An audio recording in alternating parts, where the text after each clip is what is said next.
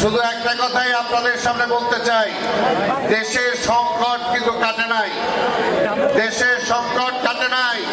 ওই ফ্যাসিস্ট সীমান্তের ওই পারে বৈশা আছে, বলে আমি নাকি যে কোনো সময় আসবো। সেই কারণেই ভুয়া তো বানাইছেন, আমি ঠিকই আছে ভুয়া, আমার ভুয়া স্লোগান সারা বাংলাদেশে কার্যকর হয়েছে। এখন এখানে আরেকটা দলকেও ভুয়া বানাইতে হবে, যারা বিএনপির সাথে বিরোধিতা করে আজকে বিএনপির ক্ষতি করতে চায়। বিএনপির ক্ষতি হবে না ইনশাল্লাহ, জনগণ বিএনপির পক্ষে আছে, আছে জনগণ। এই দেশের স্বাধীনতা যদি বাঁচাতে রক্ষা করতে হয়, আমার ধর্ম, আমার টুপি, আমার দাড়ি যদি রক্ষা করতে হয়, প্রত্যেক ধর্মের মানুষকে যদি রক্ষা করতে হয়, তাহলে বিএনপি ছাড়া কোনো বিকল্প নাই। দেখেছেন তারেক রহমান কোন অন্যায়ের কাছে আপোষ করে নাই। আপনারা শুনেছেন কৃষিবিদ তুহিন একজন যোগ্য নাগরিক, একজন সৎ নাগরিক, একজন সৎ মানুষ, তার বিরুদ্ধে কিন্তু কোনো কোথাও জায়গায় কোনো দুর্নাম পাবেন না। আজকের এই এলাকাবাসীকে বলতে চাবো যে আজকের এই নির্বাচন, সামনে নির্বাচন অনেক গুরুত্বপূর্ণ নির্বাচন। যারা আজকে আমাদের বিরোধিতা করে তারা কয়টা সিট পাবে, কোথায় পাবে, কিন্তু ওই কয়েকটা সিট দিয়ে তারা বিএনপির ক্ষতি হোক এই জন্য যদি তারা চেষ্টা করে থাকে, তাদেরকে বলবো সেই পথ থেকে ফিরে আসার জন্য। আপনাদেরকে কিন্তু আমরা অনেক উপকার করেছি, অনেক উপকার করেছি। বেগম খালেদা জিয়া আপনাদেরকে সাথে নিয়ে অনেক দুর্নাম হয়েছে, কিন্তু তারপরও আপনাদেরকে ছেড়ে যায় নাই। তাহলে আপনারা কেন আজকে বেগম খালেদা জিয়াকে ছেড়ে যাচ্ছেন? আজকে তার দল, তার নেতা আজকে তারেক রহমানকে আজকে ছেড়ে যাচ্ছেন। এই দেশের স্বাধীনতাকে রক্ষা করতে হলে আজকে বিএনপির কোনো বিকল্প নাই। শহীদ জিয়ার দল বিএনপি, শহীদ জিয়ার দল বেগম খালেদা জিয়ার দল, তারেক রহমানের দল বিএনপি।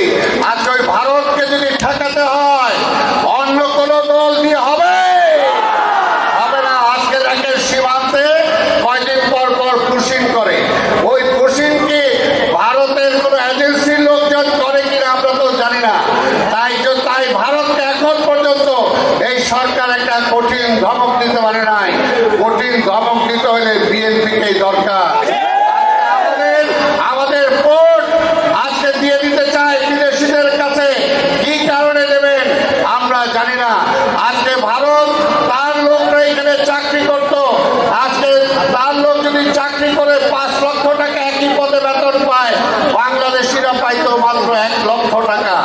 এইভাবে আবার এই বাংলাদেশটাকে ভারতের আধিপত্যে ফিরে দিতে চাই আমরা চাই না। যদি না চাই তাহলে আজকে বিএনপি ছাড়া কোনো বিকল্প নাই।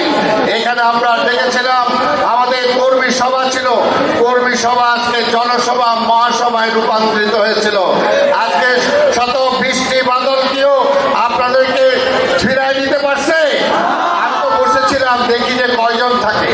এখনো যারা আছেন অনেক দল মিলায়া, সারা জেলা মিলায়ও এত কর্মী করতে পারবে না, এত কর্মী করতে পারবে না। এই কর্মীরা পরীক্ষিত, গত 17টা বছরে বাড়িতে ঘুমাতে পারে নাই, ব্যবসা বাণিজ্য শেষ হয়েছে, অনেকে চাকরি চলে গেছে, কিন্তু তারপর জেলে গিয়েছে, মারা গিয়েছে, কিন্তু তারপরও কিন্তু বিএনপি ছেড়ে কেউ যায় নাই।